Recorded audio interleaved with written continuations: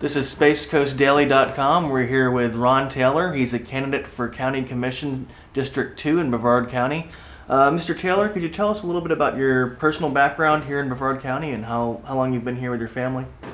Yeah, actually our relation with my family and my wife's family go back all the way to the 1920s.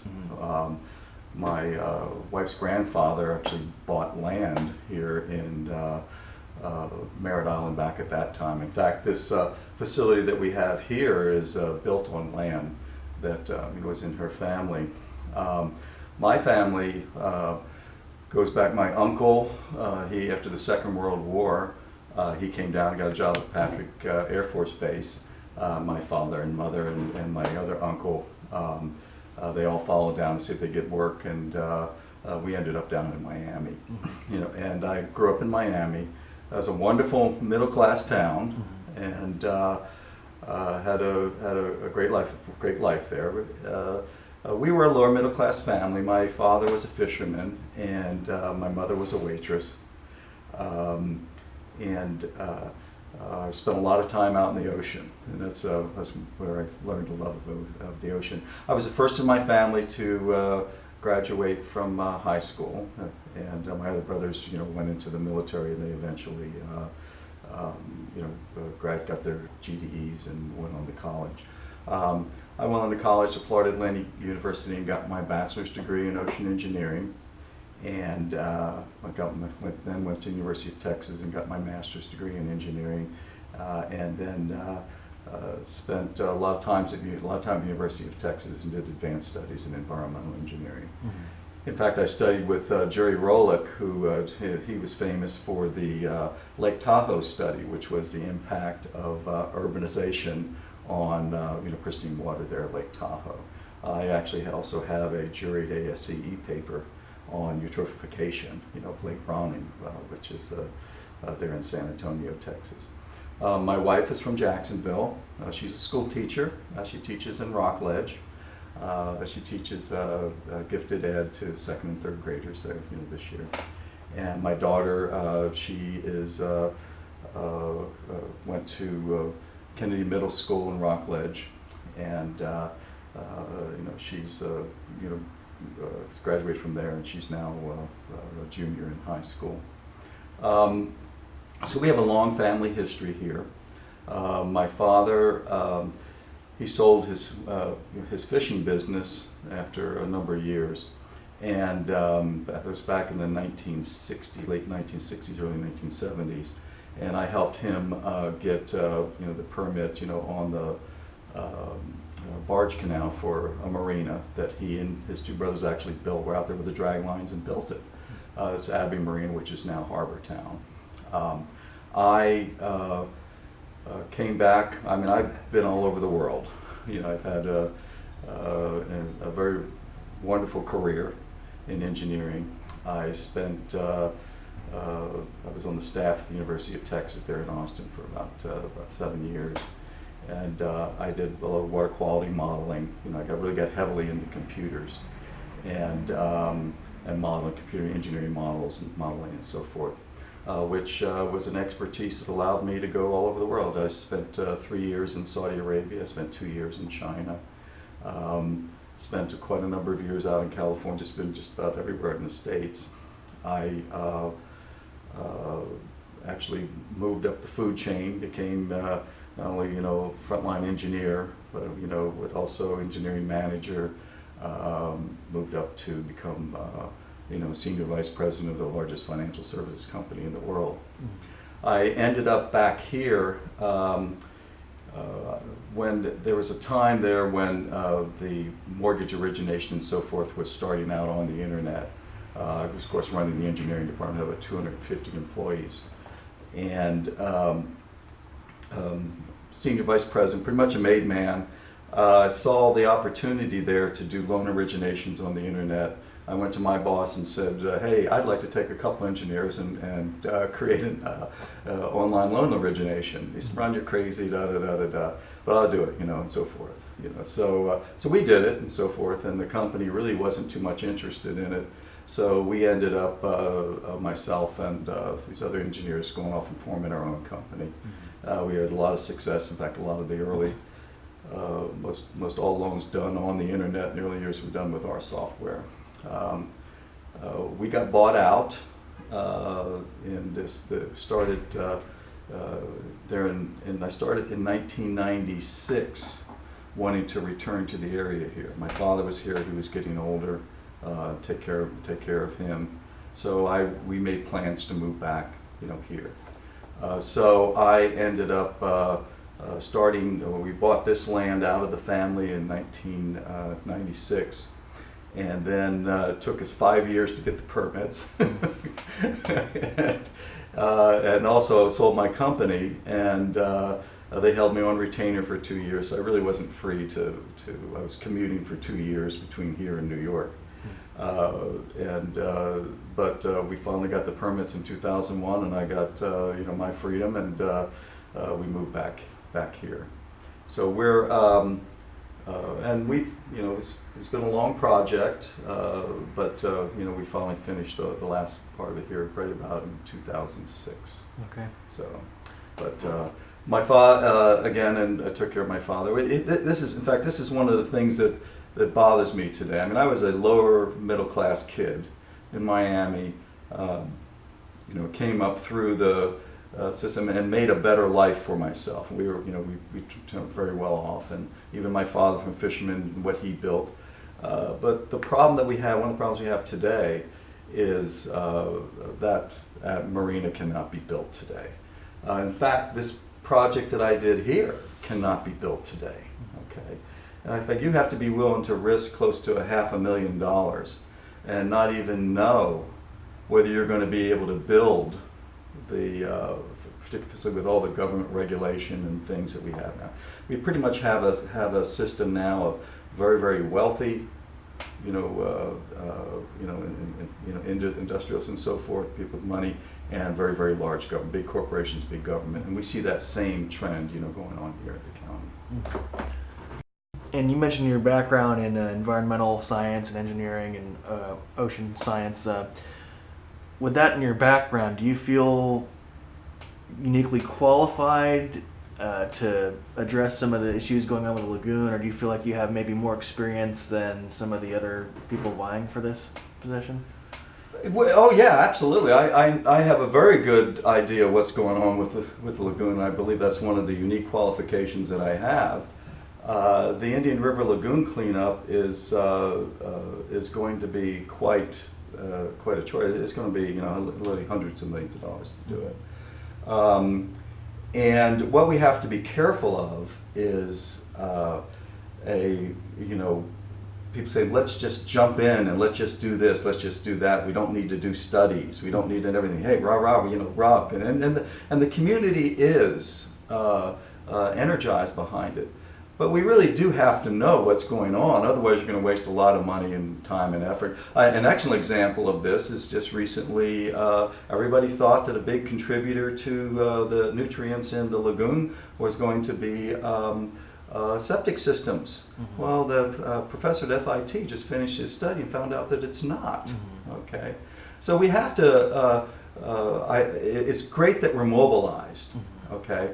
But we have to be careful that we don't, use this great desire of the public to clean up the lagoon, mm-hmm. and waste it. Mm-hmm. Okay, I'll give you an example. Tampa Bay. Tampa Bay was was terribly polluted. Mm-hmm. Worse than what we have here. And they cleaned up Tampa Bay with by using cooperation, mobilizing the people, mobilizing the community, mobilizing the industry. People voluntarily did things. In fact, even the fertilizer companies, saw an opportunity to come up with new product to address the situation and so forth. And they did that cleanup with not passing one regulation. Wow. Or one tax increase, you see. So this is the spirit that we have to have We have to be able to engage everybody in the community, and not just rush in and do a sound bite and say, let's go, we're going to go and clean up the community, clean up the Indian River Lagoon. So you have a concern that some, I don't want to use the phrase reckless abandon, but you feel like some may take too quick of may rush the attempt without looking at enough of the facts, and then turns out maybe the underlying cause, the culprit, is actually overlooked. Is that part of your concern? Well, I think we have some pretty good ideas what the problems are. Mm-hmm. Okay, and I think there are actions that we can take. Mm-hmm. Okay, but here's what my worry is. Okay, is that we don't turn this into political sound bites. Right. Okay, that we don't just say we're going to solve this problem. Where you're a politician and you hear that people want to do action, and then you say, yes, we're going to go and do action. We're going to clean it up and so forth, and just jump into it. It's not really a sincere look at the effort and so forth. And what you have to do is you really do have to understand what's going on. You do have to trust your scientists and so forth.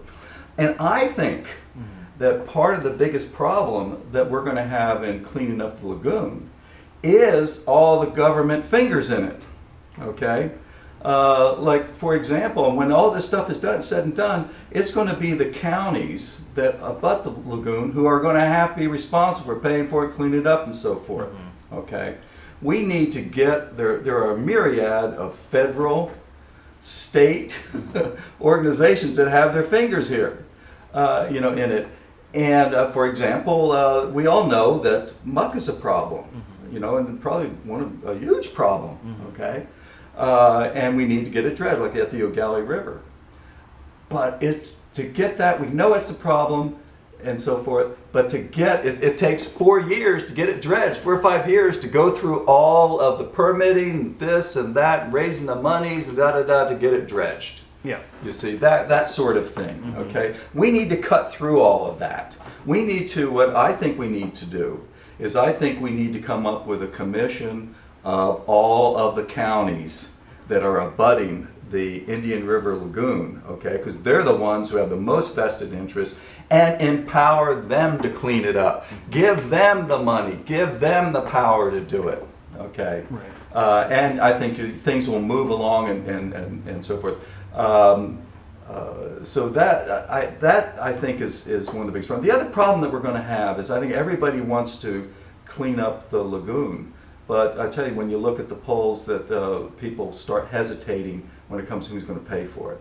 What concerns me is that it's all going to get dumped on the taxpayer. Right. Okay, there are many reasons why that lagoon needs to the source of not just the homeowner. Okay. And I think we need to have other vested interests take an interest here and so forth. I think the port, okay, the port itself, I think the port needs to become active, in helping out, financially and in other ways. I think, that the TDC, they get a benefit from this, of seeing that, money's from there and so forth. So I think we need to, just like what they did in Tampa, where it was a community effort with not only the community, but the businesses and the other vested interests, even the large corporations and so forth, they all pulled together. And that's what we need to be able to do to clean this up. Thank you. What would be some of the other areas of concern or the top issues in Brevard County that you would like to address if you had the privilege to be elected to this district commission? Well, everybody wants to cut taxes. Okay, we have one candidate who says he's going to cut taxes 20%. I went in and looked at that budget very, very carefully. I think I understand what's going on with it, and some of the needs that we have. At first, I was optimistic that I could come in and cut taxes 1-2% over the first year or so and everything. But what I've learned is that pretty much we have a situation of where the county is spending a lot of time just going from this crisis to that crisis. It's almost like they have a leaky building and they want to put okay, we're going to fix this over here and that leak there and fix this over here and so forth. There's not a lot of coherency, and I know that we have some of the other candidates are very good planners and things like that. I'm a good planner too, and I think they know how to address these problems. But what I want to say is and let the voter understand is, I'm a fiscal conservative. Okay, I'm a taxpayer too. You know, in my homes and my business, and I worry about regulation and things like that. I live it just like you do. Mm-hmm. I went in and looked and realized that we have actually been neglecting a lot of problems. Mm-hmm. Okay, we have to ask ourselves, you know, what is the level of service that we want to get at what cost? You see, these are important questions for us to ask as citizens. Mm-hmm. I'll give you an example of where we've neglected areas of the county, important things such that it's going to be virtually impossible for us to immediately do tax cuts. If we can just hold it where we're at now, that's a big win. Mm-hmm. Okay, we have deficient road and traffic light maintenance. Okay, you're supposed to have a maintenance program, you know, and you put it, so much per year and everything. And to catch up with the maintenance now that we have on roads, you got to do 55 miles, a year. We're only budgeted for 8. Mm-hmm. You see, the traffic light situation, the same thing. Also our store, and in fact, there's a select committee right now that's looking at that, and you will probably see next year a gas tax. You know, the request for gas tax, mm-hmm. to try to get some money to address that. The other thing is our stormwater conveyance. This has a lot to do with the with the Indian River Lagoon, Especially in Merritt Island, right? Especially, yeah. We have again, that's an area that we've been behind. Mm-hmm. See, because what you have is you have the concept where you have to have maintenance programs. You also have to have the concept of what's called sinking fund. Mm-hmm. Okay. By that, with sinking fund, that means that you want to set aside. You know that your buildings, your cars, they're all going to age over time, and you have to replace them. Mm-hmm. Well, we're now in the position where a lot of our buildings are reached end of life. Mm-hmm. Okay, are in need of repair. Our automobile, even the fleet that we have. Mm-hmm. So it's kind of interesting. What you see is when you really go deep into the budget, you see them purchasing, like in this last budget, purchasing autos, purchasing this, and non-budgeted item, Mm-hmm. things like that. Mm-hmm. So I think that the staff in the county are doing the best job that they possibly can, but I don't think that they've had the leadership that they've needed. Oh, and we have other things like we have to understand we have an aging workforce. We have an aging community. Mm-hmm. So you have additional monies that you have to give to the state for retirement. You have to be able to provide some of those facilities for our citizens. And people have to understand too, is one of every $5 of the budget, okay, of that $954 million budget, okay, not just the general fund, one out of every $5 goes to police and fire. We need to have you cannot see serious reduction, in the budget here without also addressing, the issue. And the community has to address it and say, at what level of safety, okay, do I want to pay for? Okay, we see situations now where there's a fender bender and you see a large fire truck, show up there, as well as the ambulance and things like that. Now there are statutory reasons why they're having to do that and so forth, but it's also very expensive. Okay, and so we have to seriously look at, again, what level of service went and what are we willing, to pay for it. And those are, and the community has to be involved, in that. And I also want to address another, issue, because I hear people say, oh, let's go in and we're going to go into this department and we're going to cut, cut heads off and so forth, almost like they're trophies, okay?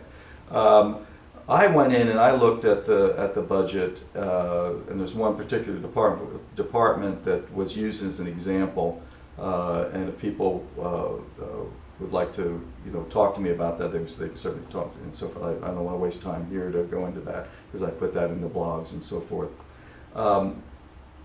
what I have found, okay, is that you certainly can get a lot of benefit by some of the reorganization cross. There's one group, our tax collector that actually has cross-trained a lot of people and was able to keep from hiring and so forth, and using that, using good management. But I think that I looked at the organizational structure. I think there's a lot we can do with the organizational structure. We have a lot of very highly paid people, and so forth. And I think there's a fiduciary responsibility of the commission to look at some of these expenditures. We have the classic example is the helicopters. Okay, do we need to buy those helicopters? No. There were other cheaper alternatives. Our county manager got a 13-month retirement. Now, can you imagine working a job and and turning in your resignation and then getting a 13-month retirement and so forth? You see, so there are things that I think that we're not using good judgment on the commission, and so forth. I can go there. There's a whole litany of different things like that we can go down. But, and I would like to say, finally, that why should you be interested in having me as your county commissioner? I believe I have the experience. I've run very, very large organizations. I've always been the go-to guy to get things done, in my career. And I have the energy, and I can go out there, and I know how to get things done. I also know that it's very important to be a good listener. It's very important to listen to what the other points of view are. Okay. For one thing, you can learn a lot. Okay. And number two, it's much better if you can come to a solution building a consensus, rather than to come to a solution by, shooting the other person. You see. So that's what I think that I bring to the table too. Is I've worked in very large corporations where that's a necessary trait for you to have, and I've been very successful at that. I've even gone on. I've even done a public offering, on the NASDAQ, on the with that, and you have to be very considerate, of other people, and be a good listener. But at the end of the day, the buck stops here, and you have to be willing to stand up and fight for what you believe. Well, we appreciate you taking the time to tell us more about your background, and I'm sure we'll see you on the campaign trail. So thanks again for taking the time to speak with us. Oh, thank you very much, and those of you who view this, thank you so much for taking the time to get to know your commissioners. All right, thanks. Bye.